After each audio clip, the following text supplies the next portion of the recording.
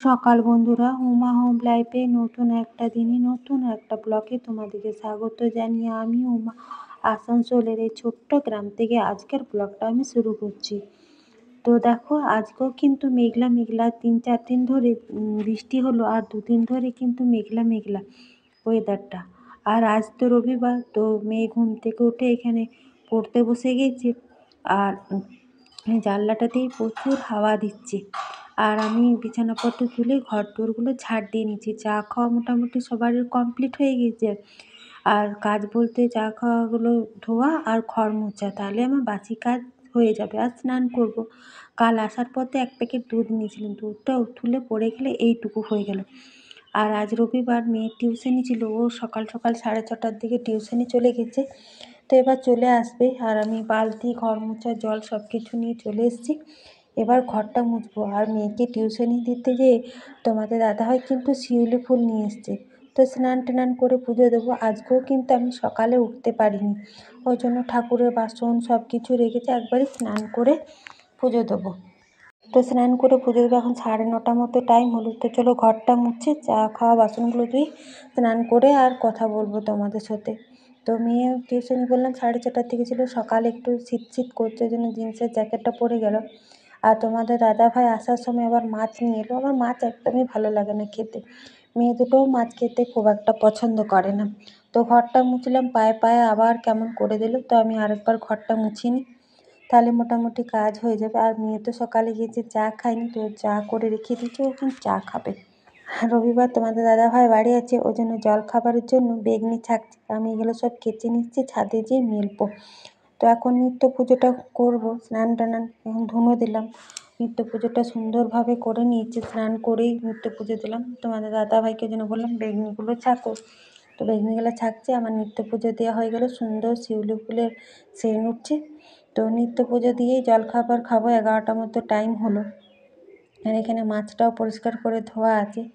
তো জল খাবার খেলাম, তোমাদের সাথে আর শেয়ার করিনি। ভাত বসিয়েছি, মাছটা ম্যারিনেট করে রেখে দেবো, যেহেতু কাতলা মাছ এনেছে বড়। তোমাদের দাদাভাই আবার কাতলা মাছ দেখলেই বলবে পাতুরি করো। তো ওই জন্য দেখো আমি শিলে সাদা সরষা, পোস্ত, চারমগজ, কাজু বাদাম আর কাঁচা লঙ্কা একসাথেই বেটে নিয়েছি। আর কাঁচা তেল দেবো, এখানে একটু মতো চিনি দিলাম দেখো। আর নুন হলুদ তো দেবোই এখানে। আর মাছটা না একটু ম্যারিনেট করে যদি 1-1.5 ঘন্টা থাকে, তো মাছটা খুব সুন্দর নরম হয়, আর খেতেও কিন্তু ভালো লাগে। তো ওই জন্য মুড়ি টুড়ি খেয়ে মশলাটা বেটে নিলাম। আর ওই যে দেখো পরিমাণ মতো নুন, হলুদ, একটু চিনি, তারপরে কাঁচা সরষের তেল দিয়ে ম্যারিনেট করে রাখা থাকবে। আর এখানে ভাতটা হচ্ছে, ওদিকে তো ভাতটা হচ্ছে, আর এখানে ফুলকপি, আলু, বেগুনের একটা সবজি হবে। আর আমরা যখনই মুড়ি খাই তখনই কিন্তু দেখবে চা খাই, ওই জন্য তোমাদের দাদা ভাইয়ের আমার চা। তো চাটা খেলাম, তারপরে দেখছি ভাতটাও হয়ে গেছে, ওই জন্য মাঠটা ঝরিয়ে নিচ্ছি আমি। তারপরে কিন্তু ফুলকপির তরকারিটা করব। এখানে ফুলকপি, আলু, আর যেহেতু পাতুরি করব। আর আমরা তো গ্রামে থাকি, ওর বাড়িতে কিন্তু কলা পাতা পেয়ে যায়।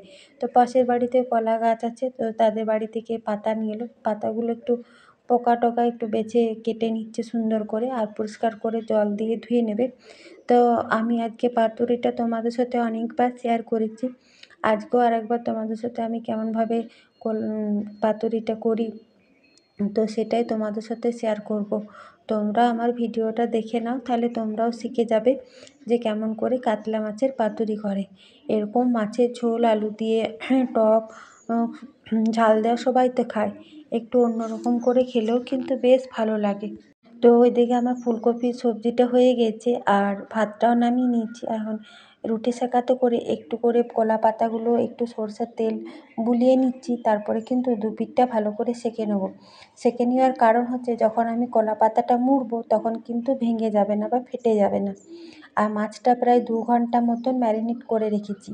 ভাতটা হওয়ার সময় দেখলে তো ম্যারিনেট করে রেখে দিয়েছি। ভাতটা অনেকক্ষণ সেদ্ধ হলো, এক 1 ঘন্টা মতো। ফুলকপি, আলু, বেগুনের সবজিটা করলাম, চা করে খেলাম।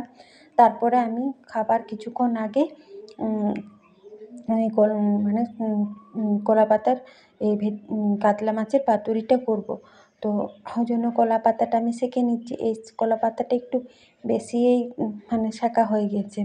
তোমরাও কিন্তু বাড়িতে এই আমার ভিডিওটা দেখে সহজভাবেই কিন্তু পাতুরি করতে পারো। কোনো যে অনুষ্ঠান বাড়িতেই খেলেই খাওয়া হবে এরকম ঘরে কিন্তু করে খেতে পারবো না, কোনো ব্যাপার নেই।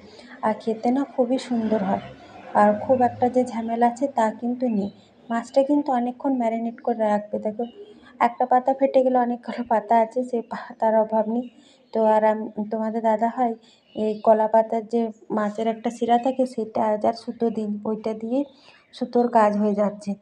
তো তোমাদের আমার ভিডিওটা কেমন লাগছে তোমরা কিন্তু একটা কমেন্টের মাধ্যমে জানাতে ভুলো না। তোমাদের একটা কমেন্ট কিন্তু আমার ভিডিও করার উৎসাহ আরও বাড়িয়ে দেয়, আর তোমাদের জন্যও কিন্তু আমি ভিডিও বানাই। তো অবশ্যই কিন্তু কমেন্টে জানাবে কোথায় ঠিক করছি, কোথায় ভুল করছি। আমি তো ভুল করতেও পারি, তাই না? তোমরা বলে দিলে তাহলে আমি সেই জিনিসটা আর করবো না। আর যদি ভালো লাগে আমার চ্যানেলটা, অবশ্যই সাবস্ক্রাইব করে বন্ধু হয়ে পাশে থেকো। তো দেখো তোমাদের সাথে গল্প করতে করতে আমার কিন্তু পাতুরিটা 20 মিনিট হালকা তেল দিয়ে ইপিট উপিট করে সেঁকে নিচ্ছি। ফুলকপির তরকারি আজ কিন্তু কলা পাতাতেই খাওয়া দাওয়া করে বিকেলে এসেছি ছাদে জামা কাপড় তুলতে। সকালে তো মেঘ করেছিল, এখন আকাশটা দেখো পরিষ্কার হয়ে আসছে আর এত সুন্দর লাগছে, ওই জন্য আমি ছাদে এলাম তোমাদের সাথে একটু শেয়ার করতে। খুবই সুন্দর লাগছে, আর সূর্য মামা যেহেতু অস্ত যাবে, দেখতে এত সুন্দর লাগছে কি বলবো। তো চলো ভিডিওটা এখানে শেষ করলাম, কাল নতুন দিন নতুন একটা ভিডিওর সাথে